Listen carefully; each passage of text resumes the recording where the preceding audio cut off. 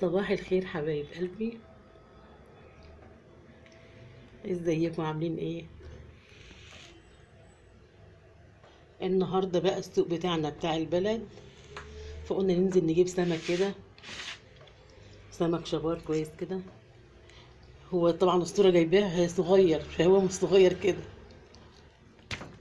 فانا بحب السمكة اللي هي تكون تخينة وعريضة كده، يعني تكون قصيرة وتكون عريضة كده وظهرها تخين. ما شاء الله، ما شاء الله حبايبي. هنقليه بقى مع بعض. يلا ننضفه ونرجع تاني. نزلت هنا بقى يا حبايبي، قطعت البصل وحطيته في الزيت اهوت على النار، عشان نعمل بقى شويه رز صياديه حلوين كده للسمك بتاعنا.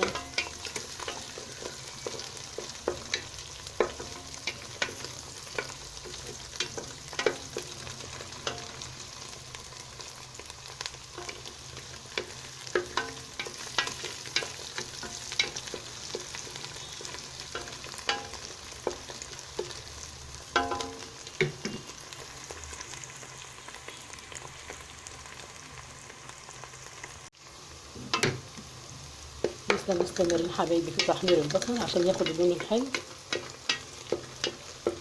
اللون البني الجميل بتاعنا، عشان يدينا شكل الرز كويس جدا وطعمه كمان.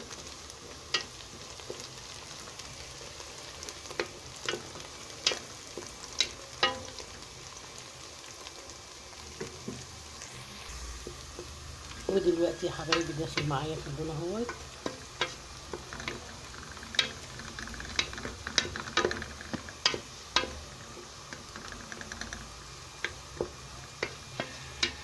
دلوقتي اخد معايا اللون اللي انا عايزاه اهو. هنعمل ايه بقى؟ هنزل عليه بقى بالميه السخنه،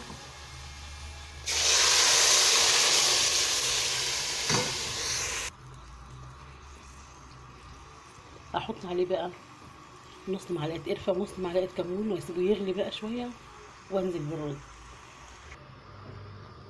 حبايبي نزلنا بالرز وادي شكله اهو. انا بحب اسيب البصل كده عشان بيدي طعم حلو قوي.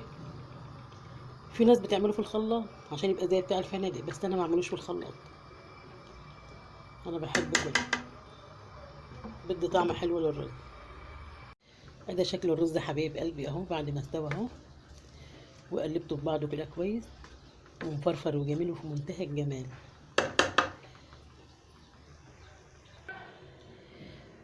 وهنا بقى يا حبايبي جهزنا الدقه بتاعتنا، توم وكمون وكزبره وملح وشطه، والاحمر ده شطه حمراء مع فلفل اخضر وشويه شبت كده، ودقناهم مع بعض في الهون. وده شكله يا حبيبي، وعصرت عليه ليمونه كبيره، وبعدين هنملح بيه السمك بقى ونرجع. وده شكل السمك حبايب قلبي بعد ما ملحته. يلا نجهز له الدقيق، عملته بقى فتحات طوليه كده. نجهز الدقيق بتاعه بقى ونشوف هنعمل يلا عشان نقليه. الدقيق بقى يا حبايبي حطينا عليه نص معلقه كركم، معلقتين نشا، ونص معلقه بيكنج باودر، والملح وشويه كمون.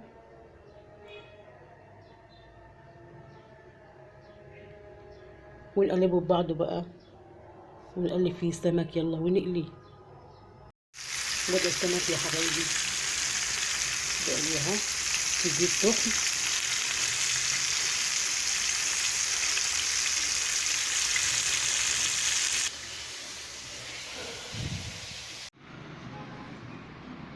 حبايبي ادي السمك بتاعنا اهو بعد ما اتقلى وخلصناه، وبقى جاهز معانا اهو. ايه رأيكم يا حبايبي؟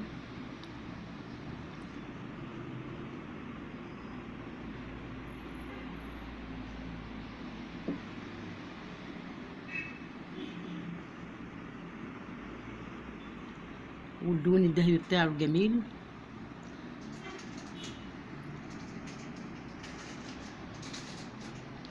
وادي السلطة بتاعتنا معانا اهي.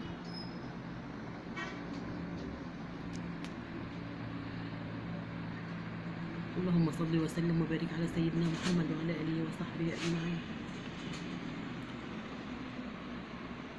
وده الرز اهو يا حبايب قلبي.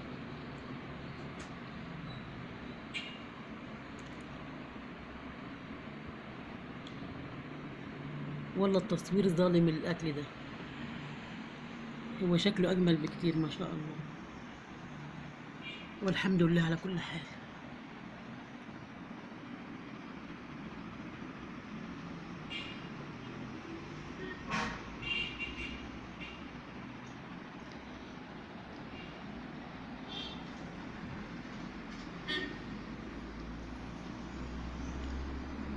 مع الف سلامة حبايب قلبي.